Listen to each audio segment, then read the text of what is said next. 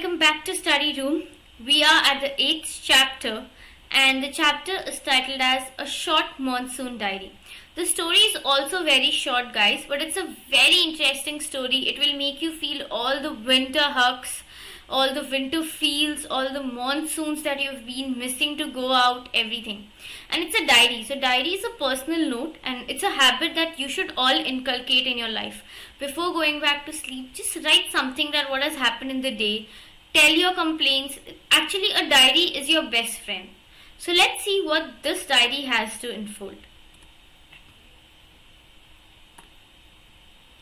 About the author, Ruskin Bond. Ruskin Bond is a very famous writer, guys, and he's an Anglo-Indian author, and his books, his stories will leave you fantastically interested. Like, I have been a big fan of Ruskin Bond.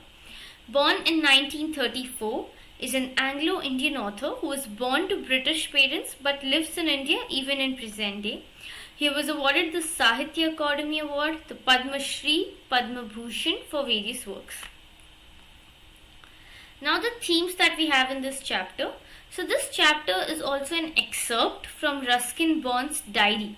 So you know how I told you diary writing is a habit that we should all maintain. So the diary that he maintained, this story is just one excerpt of it. Ruskin Bond has beautifully described rains in India. We all love rains, isn't? And the ones who don't love it is because you don't get hot pakoras, I think. Through the dates recorded, we can see how the weather changes from June to March. So it's basically giving you the whole monsoon overview. So sit back, catch your umbrellas and just enjoy and feel the story. A Short Monsoon Diary. June 24th. So guys, I will not be explaining our every bit because you should feel it. There'll be little words here and there which we can discuss in key terms and in question answers. If there's somewhere I feel, I will go beyond the point in explaining. June 24th, so it's a date. So in any diary that you write, you mention the date, the time, so that you know which day, when you go back after 5 years to read, you have an accountability.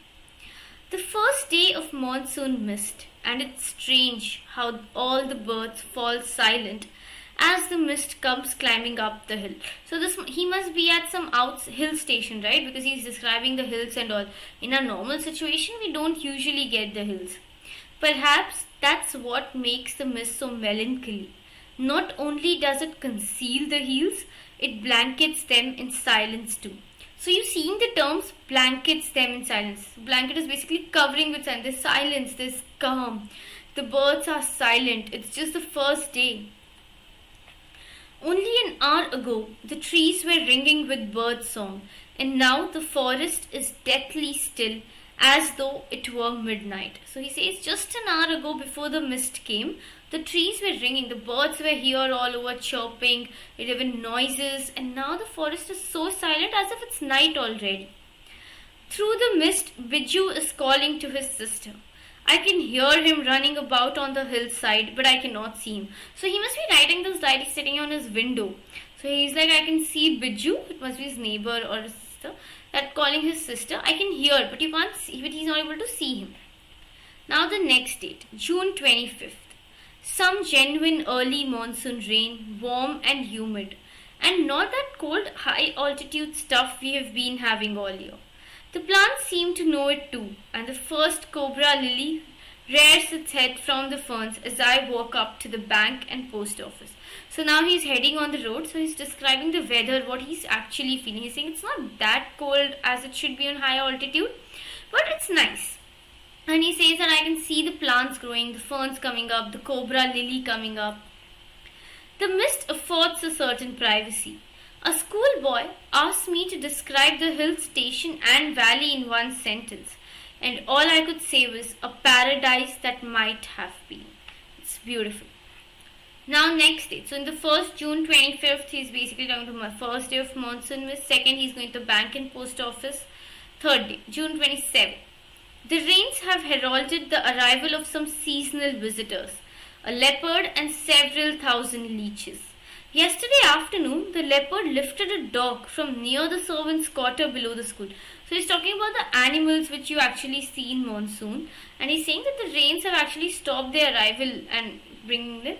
But he just saw yesterday a leopard lifting a dog. In the evening, it attacked one of the Biju's cows but fled at the approach of Biju's mother, who came screaming imprecations. As for the leeches, I shall soon get used to a little bloodletting every day. Because leeches actually come and bite you and they suck your blood. So he's saying leopard is still fine because it ran away because of Biju's mother scared. But these leeches, I think I need to get used to it. That will suck my blood every day. Other new arrivals are the scarlet minivets. The females are yellow, flitting silently among the leaves like brilliant jewels. No matter how leafy the trees, these brightly colored birds cannot conceal themselves, although by remaining absolute silence, they sometimes contrive to go unnoticed. So he is describing these birds, how they are so beautiful that you cannot actually hold your eyes. Like you just keep staring at them, even though they make no noise, they catch your attention. Along came a pair of drongos, unnecessarily aggressive, chasing the minivets away. A tree creeper moves rapidly up the trunk of the oak tree, snapping up insects all the way.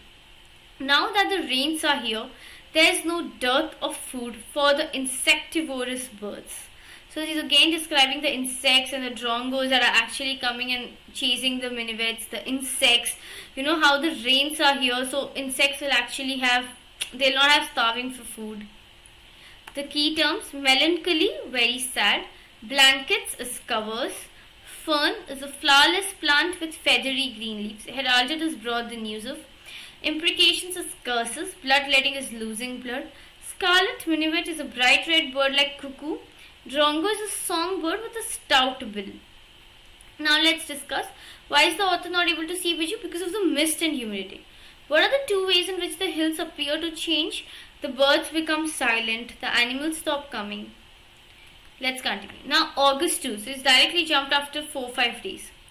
All night the rain has been drumming on the corrugated tin roof. There has been no storm, no thunder, just the steady swish of a tropical downpour. It helps me to lie awake. At the same time, it doesn't keep me from sleeping. This happens with all of us, right? Winters come, it makes us lazy. We don't want to come out of our blankets. It's raining, it's very dark. It is a good sound to read by. The rain outside, the quiet within. And although the roofs are given to springing unaccountable leaks, there is a feeling of being untouched by and yet in touch with the rain. August 3rd, the rain stops, the clouds begin to break up. The sun strikes the hill on my left. A woman is chopping up sticks. I hear the tinkle of cowbells. In the oak tree, a crow shakes the raindrops from his feathers and caws disconsolately. So here he's saying now after this rain and downpour, it stopped. The sun has come, which feels nice after a very cold day. It's good to have a sun bath, right? So he's describing that. Water is dripping from a leaking drain pipe, and suddenly clean and pure, the song of the whistling thrush emerges like a dark sweet secret from the depths of ravine. August 12th, so after June, July, then it's August, and August also it skipped 1 week. Endless rains, it's again rains, and a permanent mist. We haven't seen the sun for 8 or 9 days, so just that day the sun came, but now he can't see it. Everything damp and soggy, nowhere to go.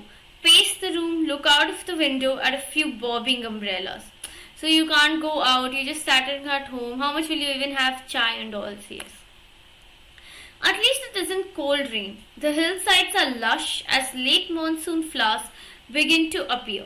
Wild balsam, dahlias, begonias and ground orchids. So these are the monsoon flowers that have started coming in August mid.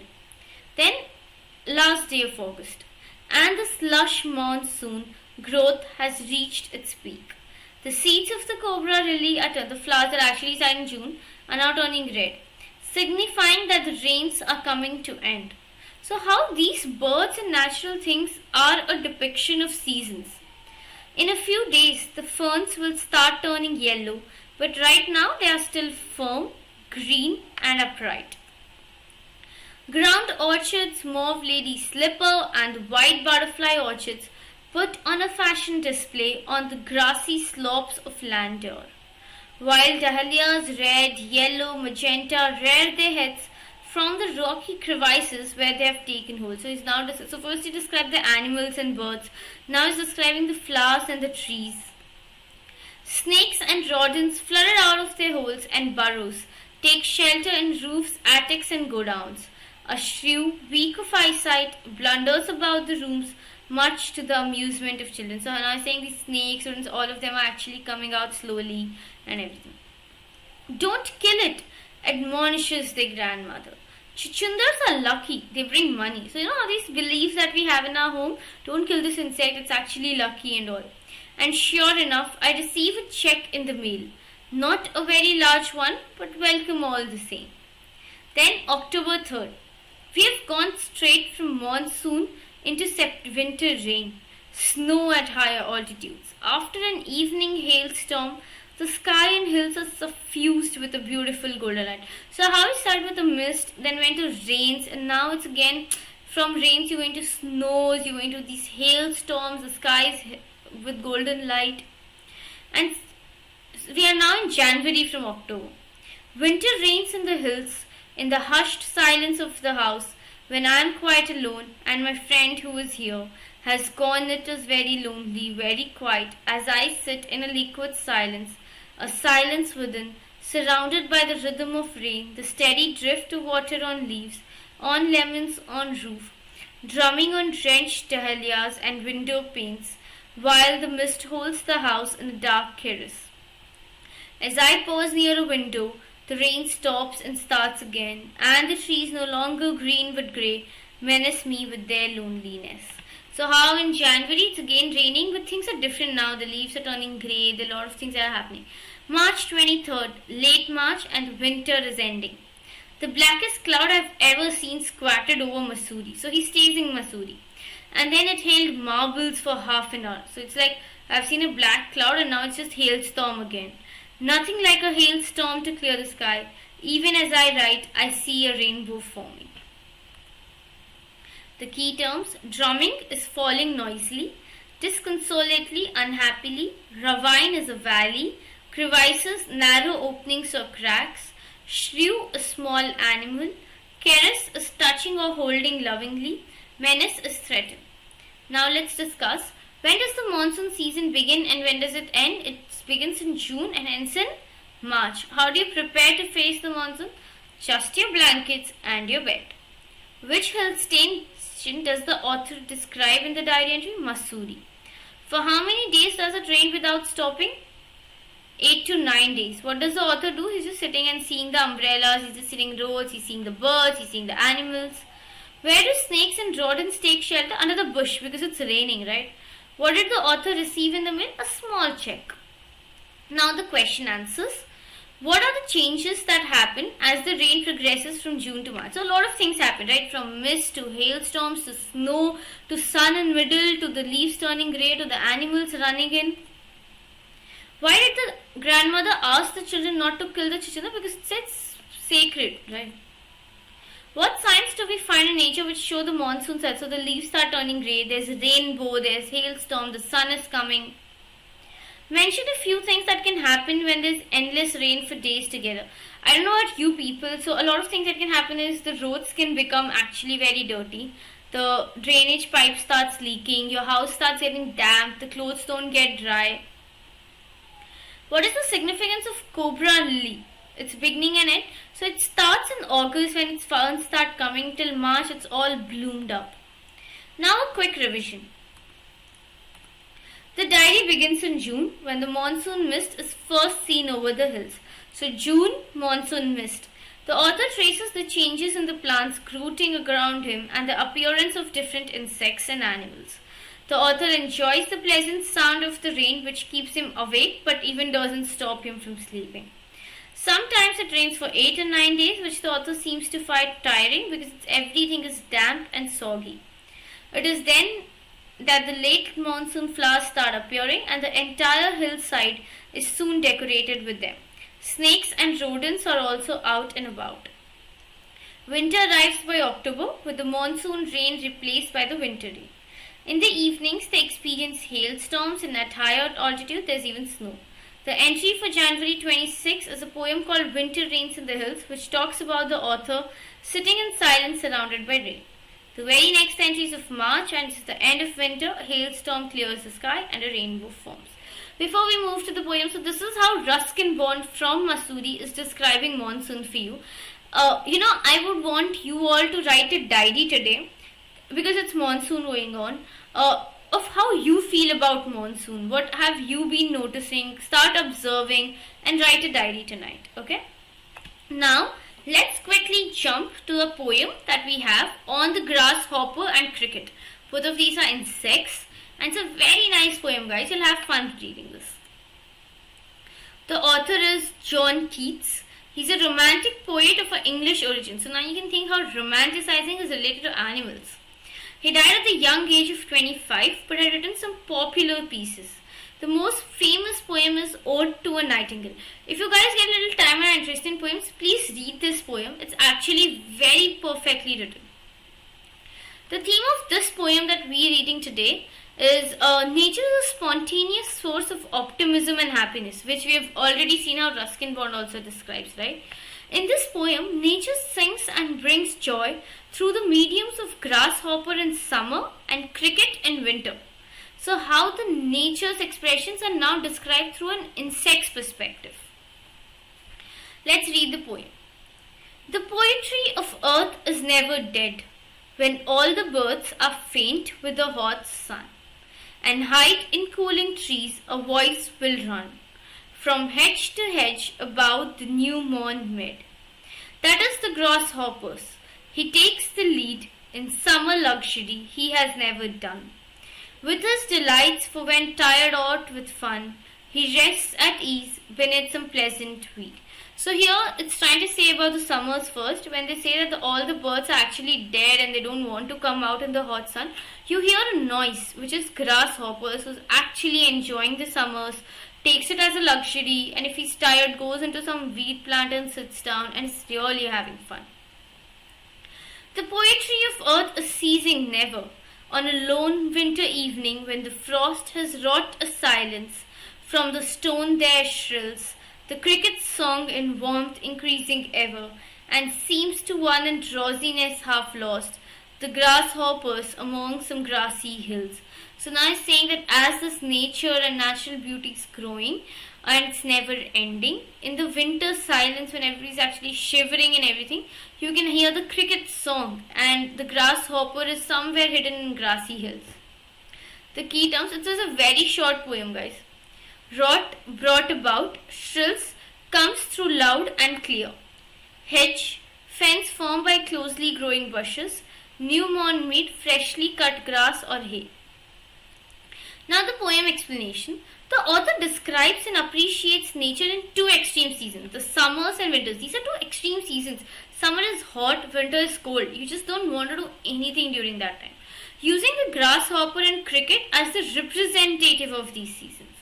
Keats is focused on the auditory aspect of nature, which he calls the poetry of earth. This poetry is never dead. Like the nature, natural beauty, the seasons, they don't stop. The grasshopper is the medium of this poetry. In the winter when everything is cold and silent, cricket's chirping voice is what provides us warmth.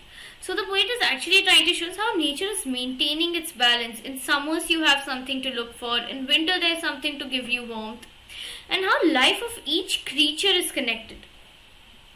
So let's discuss the questions. The poetry is earth, not made of words. What is it made of? As it suggests, it's actually not made of words. It's basically saying about how earth and the nature are correlated. Find in the poem lines that match the following. The grasshopper's happiness never comes to an end. So this line, and the cricket song has a warmth that never decreases. You can go back to the first pair and second pair. The first two lines are what describes this. Which word in stanza 2 is opposite in meaning to the frost? So frost is basically when there's whole mist and everything. So the word in stanza 2, which is opposite. Let's go back to the poem. I'll help you in this one. ceasing never on when the frost has wrought, where the stone there shrills, is warmth, drowsiness, some grassy hill. So it's grassy hills, which is the opposite.